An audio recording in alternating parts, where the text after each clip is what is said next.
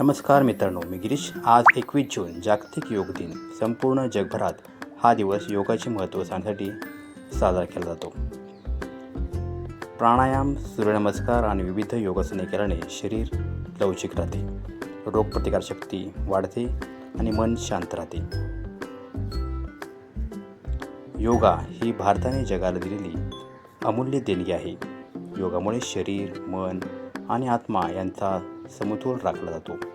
नियमित योग केल्याने आरोग्य सुधारते आणि तणाव कमी होतो. 2014 नरेंद्र मोदी यांनी संयुक्त राष्ट्रसंघात योग दिनाचा प्रस्ताव मांडला. त्यानंतर 21 जून हा दिवस आंतरराष्ट्रीय योग दिन म्हणून घोषित करण्यात आला.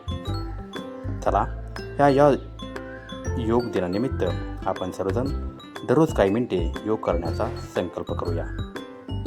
अशाच प्रकारचे नवनवीन व्हिडिओ पाहण्यासाठी माझ्या चॅनलला लाईक, शेअर आणि सबस्क्राईब करायला विसरू नका. धन्यवाद.